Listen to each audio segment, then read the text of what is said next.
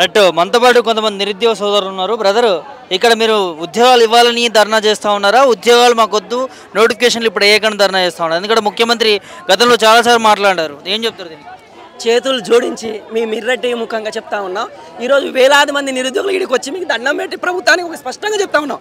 మాకు నోటిఫికేషన్ ఇవ్వండి, 2 లక్షల జాబ్ క్యాలెండర్ ఎటు పోయింది, ఆ job calendar revise job calendar ఇవ్వండి, నోటిఫికేషన్ ఇవ్వండి, ఉద్యోగాలు భర్తీ చేయండి అని చెప్పేసి ధర్నా చేస్తా ఉన్నాం. ఇది మాత్రం ముఖ్యమంత్రి సాయంత్రం వచ్చి నిరుద్యోగులు అక్కడ నోటిఫికేషన్ ఆపండి, ఉద్యోగాల టైం ఇవ్వండి అని ధర్నా చేస్తున్నారని మాత్రం చెప్పకండి. దయచేసి మీడియా ముఖంగా చెప్తా ఉన్నాం, నోటిఫికేషన్ ఇవ్వండి, ఉద్యోగాలు భర్తీ చేయండి అని ధర్నా చేస్తా ఉన్నాం. ఏంటి మరి మీ ఆవేదన ఏంది బ్రదర్? అంటే ముఖ్యమంత్రి ఆదుకోవాల్సిన ముఖ్యమంత్రి అట్లా మాట్లాడుతున్నారు, మీరేమో ఉద్యోగాలు కావాలని చెప్పి చాలా రకాలుగా నిరసనలు తెలుపుతా ఉన్నారు. కరెక్ట్ అండి. ఈరోజు ఈ ధర్నా చౌక్ దగ్గర వేలాది మంది నిరుద్యోగులు జిల్లాల నుంచి, అశోక్ నగర్ చుట్టుపక్కల ప్రాంతాల నుంచి వచ్చి ఎందుకు ధర్నా చేస్తూ ఉన్నారంటే, ఒకటి వీళ్ళు ఇచ్చిన హామీని విఫలమయ్యారు. ఎట్లా విఫలమయ్యారు అంటే, మా ప్రభుత్వం వస్తే 2 లక్షల ఉద్యోగాలు భర్తీ చేస్తాం, మొదటి సంవత్సరంలో చేస్తాం, జాబ్ క్యాలెండర్ ప్రకారం నియామకం ఉంటుందని చెప్పారు. రెండోది, అది చేయకపోగా గత ప్రభుత్వం ఇచ్చిన ఉద్యోగాలని మా ఉద్యోగాలు మేము ఇచ్చినట్టు లెక్కలు చూపిస్తూ మళ్ళీ అశోక్ నగర్లో నిరుద్యోగులు మొత్తం నోటిఫికేషన్లు ఆపండి అని ధర్నాలు చేస్తున్నారని చెప్పి మమ్మల్ని ఇంకా బాధ పెడతా ఉన్నారు. ఏ నిరుద్యోగి అశోక్ నగర్లో ఉద్యోగాలు నోటిఫికేషన్ ఆపండి అని ధర్నా చేయలేదు. ముఖ్యమంత్రి గారు ఆ మాట చెప్పడం ఆయన స్థాయికి తగదు. ఆయన ఒక ముఖ్యమంత్రి స్థాయిలో మాట్లాడాల్సిన మాట కాదు. ఇక్కడ వేలాది మంది నిరుద్యోగులు వచ్చి నోటిఫికేషన్ ఇవ్వండి, జాబ్ క్యాలెండర్ ఇవ్వండి అని ధర్నా చేస్తున్నారు. అది మర్చిపోవద్దు. ఆ ఎన్నికల్లో హామీలో ఇచ్చిర్రు. రాహుల్ సాక్షాత్తు జాతీయ అధినేత కాంగ్రెస్ పార్టీ రాహుల్ గాంధీ వచ్చి ఈ అశోక్ నగర్ చిక్కడపల్లి లైబ్రరీలో, ఈ బావర్చిలా, ఈ అశోక్ నగర్ సర్కిల్లో నిరుద్యోగులతో మాట్లాడి మమ్మల్ని గెలిపిస్తే జాబ్ క్యాలెండర్తో పాటు లక్షలాది ఉద్యోగాలు భర్తీ చేస్తాం, యువ వికాసం ఇస్తాం, మీకు నిరుద్యోగ భృతి ఇస్తాం అని చెప్పేసి రాహుల్ గాంధీ చెప్పారు. ప్రియాంక గాంధీ యూత్ డిక్లరేషన్ పెట్టి మరీ చెప్పారు. ఈ రేవంత్ రెడ్డి, కాంగ్రెస్ చోటామూట నాయకులు అందరూ వచ్చి చెప్పారు. అప్పుడు ఈ నిరుద్యోగులంతా కదిలి ఊళ్ళల్లో గ్రామాలకు వెళ్ళి 10 స్థానాల్లో ప్రతిపక్ష హోదా లేని కాంగ్రెస్ పార్టీని 64 స్థానాలు కల్పించి స్వచ్ఛందంగా ప్రభుత్వం ఏర్పాటు చేస్తే సంవత్సరంన్నర అయినా కానీ 18 నెలలు దాటినా కానీ వీళ్ళు ప్రభుత్వంలో టైంపాస్ చేస్తూ ఉంటూ ఏదో మేము గత ప్రభుత్వం ఇచ్చిన నోటిఫికేషన్లు ఏదో భర్తీ చేయకుండానే సగం చేసి సగం చేయకుండా 15,000 ఉద్యోగాలు భర్తీ చేసి 60,000 చేసినట్టు మేము ఉద్యోగాలు భర్తీ చేస్తుంటే నిరుద్యోగులు ఆపనని చెప్తున్నట్టు మిస్గైడ్ చేస్తూ ఉన్నారు. ఎవరికి? తెలంగాణ సమాజానికి మిస్గైడ్. ముఖ్యమంత్రి సాక్షాత్ ముఖ్యమంత్రి ద్వారా మిస్గైడ్ అవుతా ఉంది. నిన్నగాక మన 3 రోజుల క్రితం రైతు సమావేశంలో కూడా అశోక్ నగర్ నిరుద్యోగులు ధర్నాలు చేస్తూ ఉన్నారు. మా ప్రభుత్వం నోటిఫికేషన్ ఎక్కువైనాయని ఏం మాట్లాడుతుండు ముఖ్యమంత్రి? ఒక స్థాయిలో మాట్లాడే మాటనేనా? ఈరోజు నిరుద్యోగులు నవ్వుకుంటా ఉన్నారు. ఈ ముఖ్యమంత్రికి అసలు తెలిసి మాట్లాడుతుందా, తెలియక మాట్లాడుతుందా? ఈయనకి అసలు క్యాపబిలిటీ ఉందా? ఈయన ముఖ్యమంత్రి అర్హత ఉందా? ఏదో ఆ కాంగ్రెస్ పార్టీ వచ్చిందని చెప్పేసి ఈయనకు ముఖ్యమంత్రి చేసిరా?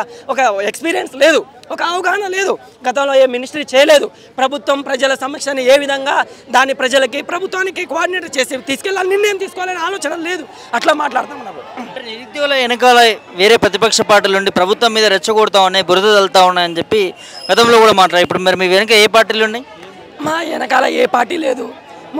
తెలంగాణ కాంగ్రెస్ ప్రభుత్వం ఎవరైనా ప్రతిపక్షాలు ప్రభుత్వాన్ని విమర్శిస్తారు, కానీ ఇక్కడ ఏంటంటే రివర్స్, ప్రభుత్వమే ప్రతిపక్షాన్ని విమర్శిస్తూ ఉంది. మా వెనకాల కాంగ్రెస్ లేదు, బీఆర్ఎస్ లేదు, బీజేపీ లేదు, స్వచ్ఛందంగా వచ్చారు. ఏ నిరుద్యోగ వెనకాల ఏ పార్టీ లేదు. అది గమనించండి, అది గుర్తుపెట్టుకోండి మీరు దయచేసి. పేడ్ ఆర్టిస్టులు ప్రతిపక్షాలు ఉన్నాయి, ఈ పార్టీ రెచ్చగొడుతుంది, ఆ పార్టీ రెచ్చగొడితే 10 మంది వస్తారు, 3,000 మంది వచ్చారు. మీరు ఈరోజు ఇంకా 30,000 మంది వస్తుంటే ఎక్కడెక్కడ జిల్లాలు ఆపారు, ఏ సర్కిల్ ఆ సర్కిల్ ఆకిరు, దిల్సు నగర్ నుంచి రానియకుండా చేశారు, మెట్రో స్టేషన్లో ఆపుతారు, పోలీసులు ఇక్కడ ఆపుతారు, ఇక్కడ డీటెయిల్స్ చేస్తాం. అరే నాయన, మేము శాంతియుతంగానే చెప్పుకుంటున్నావుగా, నీ మాటలు మమ్మల్ని ఇబ్బంది పెడతా ఉన్నాయి, నీ చేతలు సరిగా లేవు, మాకు ఇచ్చిన హామీ ఏందని శాంతియుతంగా చెప్తా ఉంటే ఇవన్నీ చెప్తారు. ఏ పార్టీ లేదు, ఏ ప్రతిపక్షం లేదు, ఏ అఖిలపక్షం లేదు, ఏ ప్రతినిధి లేడు. స్వచ్ఛందంగా నిరుద్యోగులు, సిన్సియర్ ఆస్పిరెంట్లు కష్టపడి దాదాపు 10 సంవత్సరాలు 5 సంవత్సరాలు చదువుకునే వాళ్ళు ఉన్నారు. సాయంత్రం ఒకడు వస్తాడు కాంగ్రెస్ పార్టీ, వాడు పేడ్ ఆర్టిస్టు, వాడు వచ్చి ఈరోజు నిరుద్యోగుల ధర్నాలు 100 మందే ఉన్నారు. వాళ్ళ వెనకాల ప్రతిపక్ష పార్టీ ఉంది, వాళ్ళని రెచ్చగొడుతున్నాయి. అలా చదివేటోడే లేడు, మా దగ్గర చెప్పులు ఉన్నాయి, వాళ్ళకి చదువు రాదని మాట్లాడతారు. నాయనా, నీ దగ్గర ఒక చెప్పు ఉంది, మా దగ్గర 1000 చెప్పులు ఉన్నాయి. నీ దగ్గర తెలియని సబ్జెక్ట్ ఉంది, మా దగ్గర గ్రూప్ 1 అధికారులు అయ్యేంత, సివిల్ యూపీఎస్సీ ర్యాంక్ కొట్టేంత ఈ అశోక్ నగర్ నుంచి యూపీఎస్సీ కొడతా ఉన్నారు. చూసినావుగా, మీ ప్రభుత్వం ₹1,00,000 సహకారం ఇస్తుంది యూపీఎస్సీలో క్రాక్ చేసిన వాళ్ళకి. వాళ్ళంతా ఈ అశోక్ నగర్ వాళ్ళే, వాళ్ళంతా చదివేటోళ్ళే. వాళ్ళ వెనకాల పేడ్ ఆర్టిస్టులు లేరు, ప్రతిపక్షాలు ఎవరు లేరు. పిచ్చి పిచ్చి మాట్లాడు, కాంగ్రెస్ ప్రతినిధులు మాట్లాడొద్దు, మమ్మల్ని రెచ్చగొట్టొద్దు. మమ్మల్ని రెచ్చగొడితే 10 స్థానాల్లో ఉన్న 64 స్థానాలు చేసిన మేమే 64 స్థానాల నుంచి 4 స్థానాలు చేస్తాం. మీరు రేవంత్ రెడ్డి గారు 2018 ఎన్నికల్లో ఓడిపోయిన విషయం గుర్తుపెట్టుకోమను. 2018, 19 అసెంబ్లీ ఎన్నికల్లో ఓడిపోయిండు. మీ హేమాయమేలు కోమటి రెడ్డి ఓడిపోయిండు, జానారెడ్డి ఓడిపోయిండు, జీవన్ రెడ్డి ఓడిపోయిండు. గుర్తుపెట్టుకో, 64 నుంచి 4 చేస్తాం. మమ్మల్ని రెచ్చగొట్టి ఇబ్బంది పెడితే లేని పక్షంలో మీరు రివ్యూ చేయండి, రివైజ్ క్యాలెండర్ విడుదల చేయండి. 2 లక్షల భర్తీ ఎట్లా చేయాలని ఏ శాఖలో ఖాళీగా ఉన్నాయో మానిటరింగ్ చేయండి. వాళ్ళు టీజీపీఎస్సీ తోటి, పోలీస్ బోర్డు తోటి, గురుకులం బోర్డు తోటి మాట్లాడండి. వివిధ సంస్థల్లో దశల వారీగా భర్తీ చేయండి. ఇదే నిరుద్యోగులు మీ ప్రభుత్వానికి అండగా ఉంటాం. నిరుద్యోగ ఇంద్రాఫార్ గురించి చెప్తున్నాం. 2 లక్షల ఉద్యోగాలు భర్తీ చేస్తే రానున్న టైంలో మీకు సపోర్ట్ ఉంటాం. లేని పక్షంలో మిమ్మల్ని దించుతాం, కూర్చోబెడతాం, మేము ఏంటో చూపిస్తాం. ప్రభుత్వం ఒకవేళ మీకు సానుకూలంగా స్పందించకపోతే స్థానిక సంస్థలు ఏమన్నా పోటీ చేసే ప్రభావం ఉంటుంది. డెఫినెట్లీ 12,000 గ్రామ పంచాయతీల్లో రేపు రానున్న ఎంపీటీసీ ఎన్నికల్లో, జడ్పీటీసీ ఎన్నికల్లో మా ప్రభావం ఉంటుంది. కాంగ్రెస్ పార్టీ ప్రతినిధులకి, కాంగ్రెస్ పార్టీ క్యాండిడేట్లకి ఓటేద్దని చెప్పేసి మేము అశోక్ నగర్ చేసి పిలుపు ఇస్తాం, వాళ్ళకి ప్రభావితం చేస్తాం. ఎందుకంటే మమ్మల్ని ఇబ్బంది పెడుతున్నారు, మా బాధని, మా ఆవేదనని, మా సహనాన్ని పరీక్షిస్తున్నారు, మమ్మల్ని రెచ్చగొడతా ఉన్నారు. మిమ్మల్ని గెలిపించింది మమ్మల్ని సానుకూలంగా స్పందించకుండా ఇంకా వ్యతిరేకంగా మాపై దాడులు చేస్తూ ఉన్నారు, మమ్మల్ని వేధిస్తూ ఉన్నారు. కాబట్టి మీరు తక్షణం సాయంత్రం ముఖ్యమంత్రి వచ్చి మళ్ళీ మీడియా సమావేశం పెట్టి వాళ్ళు పెయిడ్ హాస్టేజ్లు, వాళ్ళ వెనకాల ప్రతిపక్షాలు ఉన్నాయి, వాళ్ళు చదువుకునే వాళ్ళు కాదు అని చెప్పిరనుకో, మేము స్థానిక ఎన్నికల్లో మీకు వ్యతిరేకంగా పనిచేస్తాం.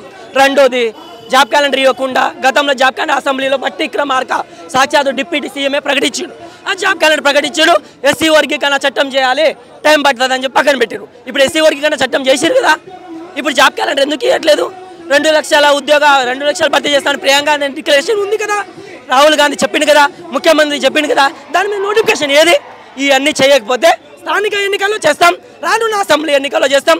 రేవంత్ రెడ్డిని, కాంగ్రెస్ని ఇంట్లో కూర్చోబెడతాం, మమ్మల్ని సపోర్ట్ చేసే పార్టీని గద్దెనెక్కిస్తాం, మేము వాళ్ళ భాగస్వామ్యమై ఉద్యోగాలు సాధిస్తాం, లేకపోతే తారోపేడ తెలుస్తాం. ప్రశ్నించే గొంతుకలకి ఏం చెప్తారు? ఇప్పటివరకు స్పందిస్తలేరు ఎమ్మెల్సీలుగా అయ్యారు వాళ్ళు, మీ పేరు చెప్పుకొని. కోదండరామ్ సార్ కానీ, ఇంకా కొంతమంది మేధావులు కానీ, బలమురియంగా కాంగ్రెస్ కార్యకర్తలే కానీ, ఆయన ఆ రోజు అధికారం కోసం, పదవి కోసం మమ్మల్ని ఎంట పెట్టుకొని మా నిరుద్యోగులతో మమేకమై మమ్మల్ని రెచ్చగొట్టి ఈ ప్రభుత్వం విప్లవమైంది, మన కాంగ్రెస్ పార్టీ సపోర్ట్ అని చెప్పిండు. కానీ ఈరోజు నిద్రపోతుండు.